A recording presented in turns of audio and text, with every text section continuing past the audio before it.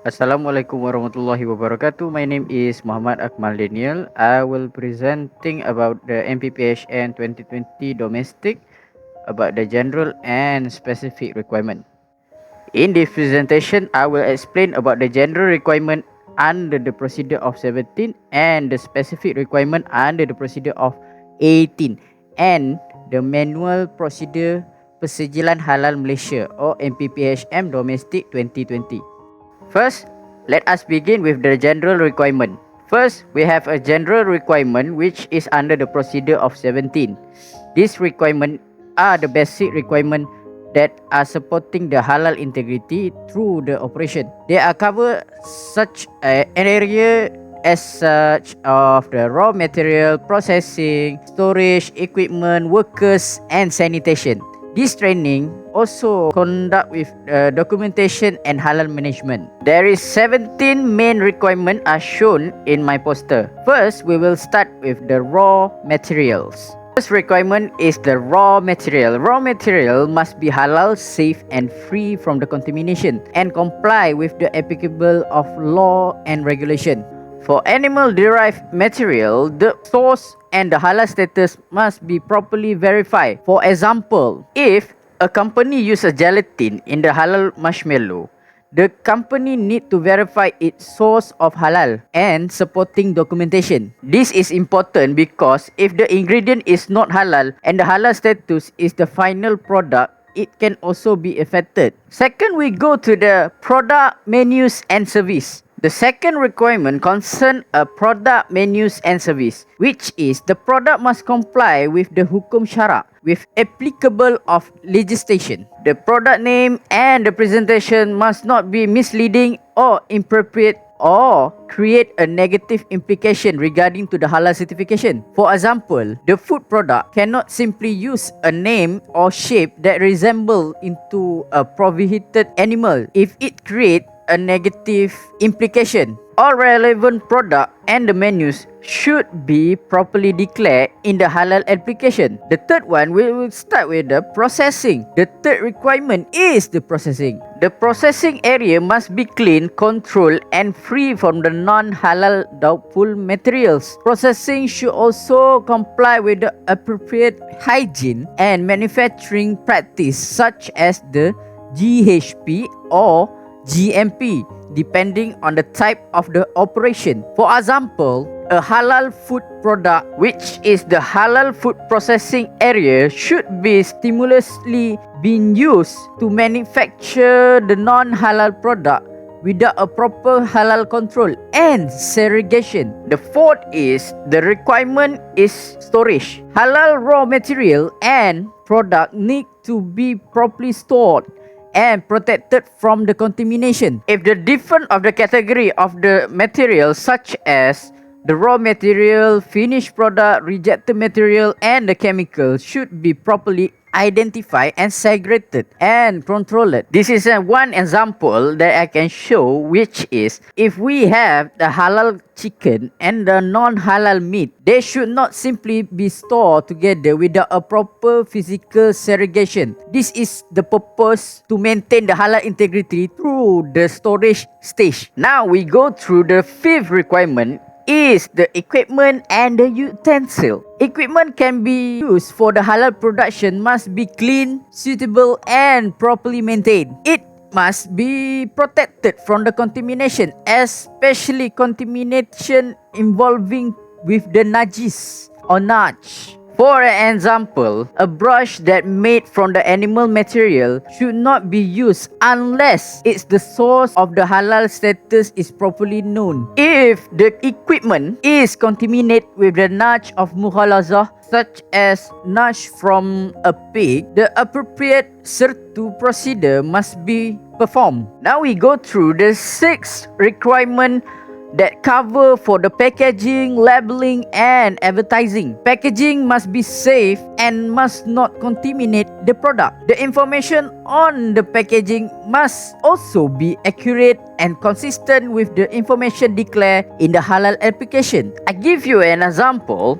that the product name shown on the packaging should be correspond with the product name that declared in the My E Halal, and The advertising must also avoid a misleading information or representation that are inconsistent with the halal requirement. Now we go to the seventh requirement is the transportation and the distribution. Transportation must protect halal product from contamination and should be suitable for the nature of the product being transported. I give you one example, which is the frozen halal food should be transported using an appropriate and clean vehicle, such as a dedicated chiller or freezer vehicle when are required. The main objective is to make sure the halal integrity maintained even after the product leave the factory. Now we go to the eighth requirement is the premises. The premise must be clean and properly maintained and suitable control.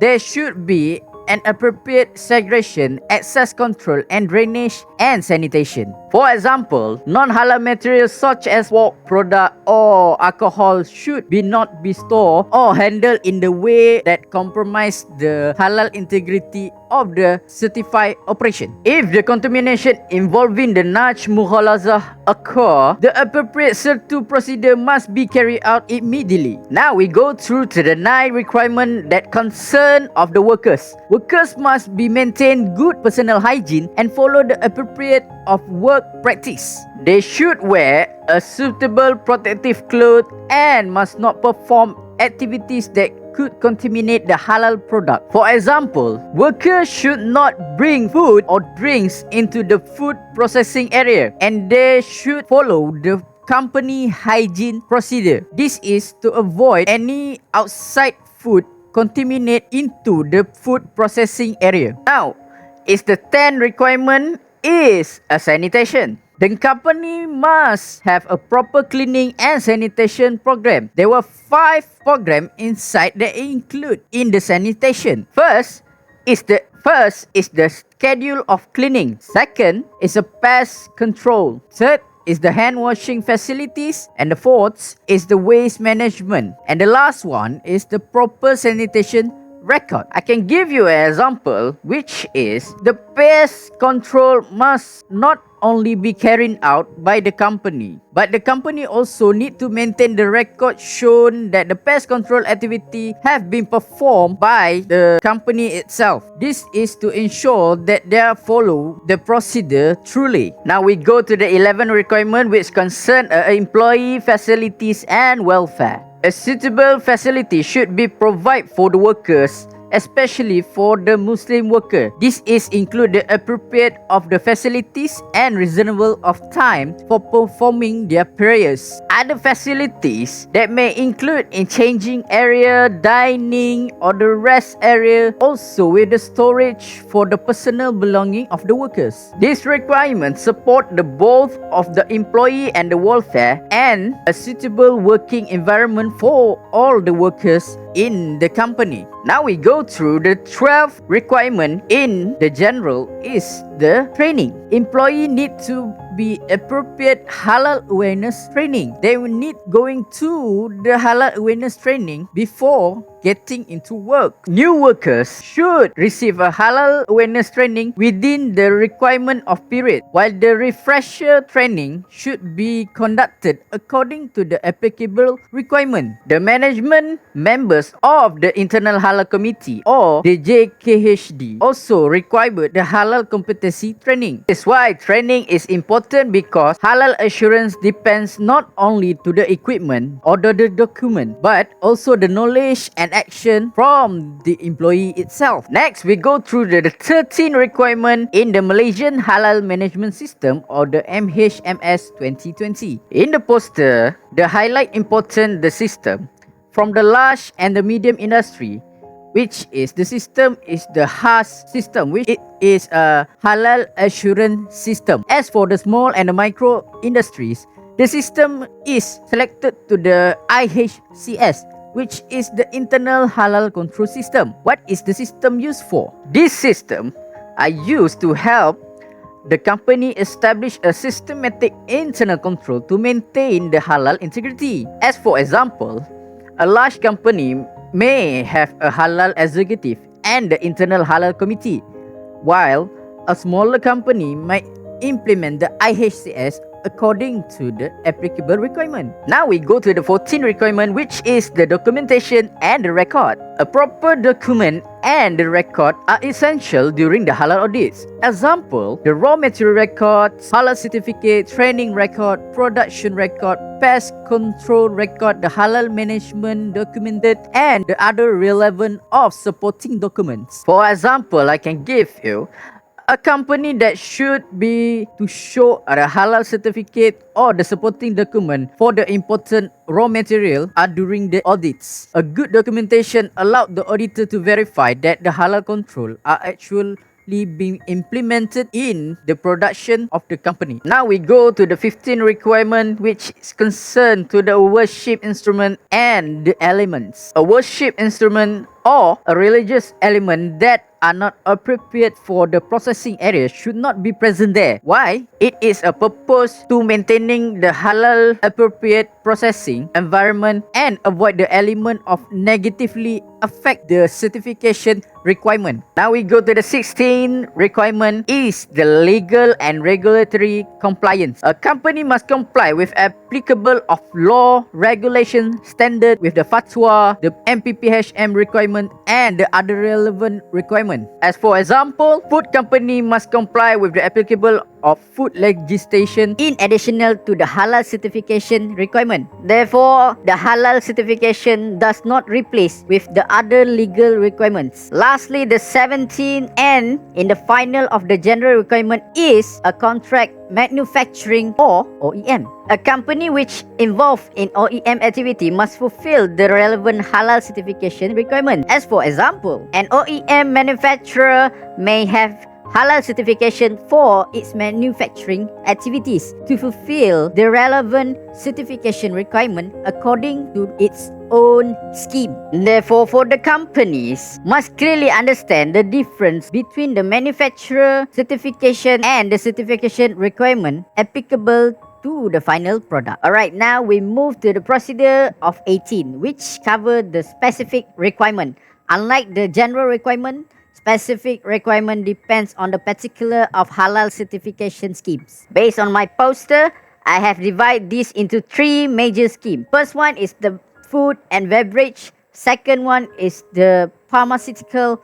And the third one is a slaughterhouse. Now we start with the food and beverage scheme. There are several important requirements, which is the first of the food premise must be appropriate premise registration with the BKKM or the KKM. Second is the food handler must have recognized as the food handler training. Third, the food handler must have the valid anti-typhoid vaccination according to the applicable requirement. Fourth, product involving of food drug interface may be required. A relevant product classification letter from the NPRA. And the last one, the fifth one, as not least, the company must comply with the relevant food legislation and the standard, including the MS 1500 2020 and the Food Act 1983, Food Regulation 1985 and the Food Hygiene Regulation 2009, where is it applicable. As for the example, you imagine a biscuit manufacturer applying for the halal certification. The company must ensure that its premise register is valid and the food handler have the requirement of training and vaccinated. It is the ingredient properly controlled and the processing, the hygiene practice are comply with the relevant requirement. This is to ensure that they are applied to the halal certification. Now we go through the food industry, which is we need a Muslim worker and the mpphm. In the poster also I highlight the requirement related to the Muslim workers and the halal management system. As for the halal and medium industry, the poster shown that the minimum of 2 Malaysian Muslim permanent workers in the processing area through the operation or the shift together with the relevant halal management structure. As for the small industry, the poster also showed that need a 1 Malaysian Muslim permanent workers and the applicable of the IHCS and the halal supervisor structure. Also in the micro industry, the poster also shown one Malaysian Muslim permanent worker need to work together with the IHCS. This is to ensure that the halal control are not only documented but also actively implemented within the operation. Next, we go to the pharmaceutical scheme. What is pharmaceutical scheme? Pharmaceutical scheme is regarding to the pharmaceutical product that have been additional regulatory of requirement because they are involved with a product that might have direct impact on a personal health. First, the applicable pharmaceutical product must be registered with the relevant authority, including the PKBDK and the NPRA. Second, the manufacturing premise must have a relevant manufacturing license from the MPRA where other required. Third, the manufacturer must comply with the Good Manufacturing Practice or the GMP. As from the poster, identify the pharmaceutical categories such as schedule of poisoning, non-schedule of poison or OTC products, health supplement, and a natural product including the traditional and complementary medicine. The applicable halal standard highlighted in the poster is MS 2424-2020, which is the halal pharmaceutical general requirement. Other relevant legislation include the Sales of the Drug Act 1952 and the Control of Drug and Cosmetic Regulation 1984, which where are the applicables. As for example, imagine that a company that manufacturing a halal health supplement, and then the company cannot simply ensure that the ingredients are halal. To make sure they are fulfilled, it must also fulfill the applicable of pharmaceutical regulation requirement, include the product registration, manufacturing requirement, and the GMP.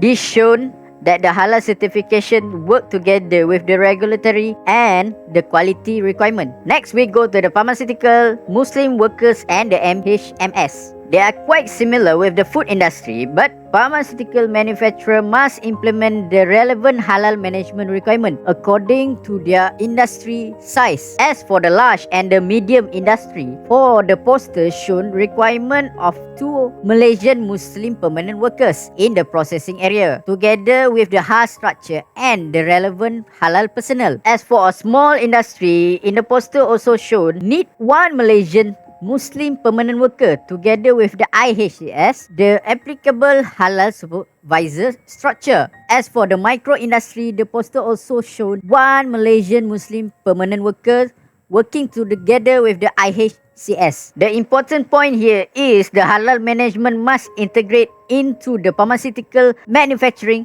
processes. Now we come to the third scheme, which is a slaughterhouse scheme. This scheme is very specific requirement that because the slaughtering process directly determine whether the animal is halal or not. First, the halal slaughterhouse must fulfill the applicable veterinary certification or approval requirement from the JPV. Second, food handler training and anti-typhoid vaccination requirement apply where the relevance. Third, the slaughterhouse must comply with the applicable standard and regulation, including the relevant requirement under the MH 1500 and animal and the food legislation. Fourth, the slaughterhouse must have dedicated facilities for the activities such as the slaughtering, the processing, the storage, the wastage management, and the other supporting activities. Last one, the fifth one, the animal must be a halal animal, healthy and alive in requirement of the condition when the slaughtering are taking place. Now we go through to the Muslim slaughterer and the halal inspector. The one and the most important difference between the slaughterhouse scheme and the other scheme is the requirement for qualified personnel directly involved in the slaughtering. As for the large and medium slaughterhouse shown in the poster, which need a 2 Muslim slaughterer plus 1 halal inspector. As for the small slaughterhouse that shown in the poster, also need a 1 Muslim slaughterer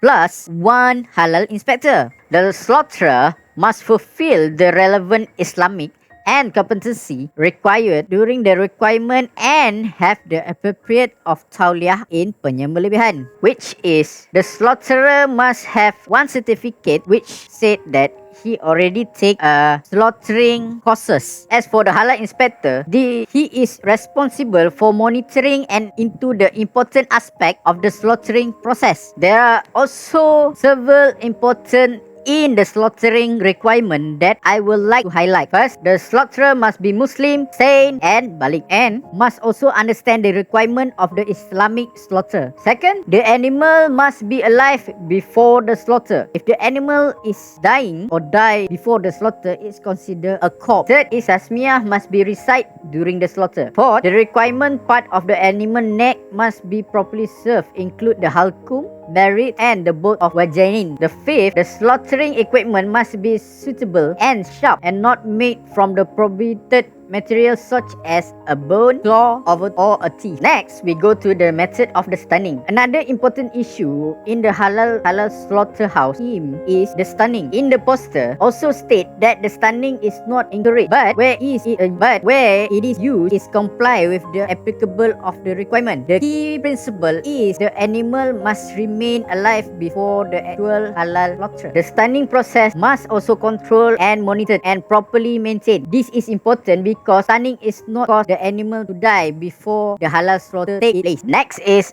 bleeding and post-slaughter handling. After slaughtering, a sufficient of bleeding must be occur before further processing. The animal must be confirmed dead before subsequent of processing are begin. As for poultry, for example, scalding should be only take place after the animal has died completely. Any animal that is not meet the halal slaughter requirement must be properly separated, identified and handled as a non-halal. This is to prevent the non-compliant animal from entering the halal production chain. Finally, we go to the slaughterhouse that must maintain a proper record. The record that I include is, first is the number of animals that are received. Second is the number of the slaughtered. Third is the improper or the unsuccessful slaughter. Fourth, the animal that are died because of the stunning. And the last one is the rejected or the condemned of the animals. All of these records are important because they are provide the evidence that the slaughterhouse is monitoring and controlling its halal operation. As for overall comparison, so we could compare all of the three schemes from the food and beverage. The main focus on the ingredient, food premises, food handler, hygiene, processing and the food legislation. As for the pharmaceutical, the main focus is on the pharmaceutical ingredients, the product registration, GMP, manufacturing control and the pharmaceutical regulation. As for the slaughterhouse, the main focus is on the animal eligibility, Muslim slaughterers, halal inspector, slaughtering procedures, stunning, bleeding and a slaughter record. Although all these schemes have different specific requirements, but they all share the same objective, is to protect the halal integrity through the entire operation. As for the conclusion, in conclusion, the mpphm Domestic 2020 provide a structured framework for the Malaysian halal certification. The general requirement under the procedure of 17 establish the fundamental control that support the halal integrity, which include the halal material processing, storage, equipment, worker sanitation, training, documentation and the halal management. Meanwhile, the specific requirement under the procedure of 18 provide the additional requirement according to the particular of certification scheme. As for the food and beverage, the emphasis of the food safety, food premises, food handler and the ingredients. And as for the pharmaceutical product, the emphasis include the product registration, GMP and pharmaceutical regulation requirements. And the last one, as not least, for the slaughterhouse, their emphasis is on the qualified of Muslim slaughterers, which is to the halal inspection, proper slaughtering procedures, animal welfare, stunning control and the slaughter record. Therefore, the halal certification is not simply about putting the halal logo on the product, but it is a systematic process of maintaining the halal integrity from the beginning of the supply chain until the final product reach to the consumer. By fulfilling the both of the general and the specific requirement, company can strengthen the halal assurance, consumer confidence and the compliance with the Malaysian halal requirement. That's all for me. Thank you for watching and thank you for listening.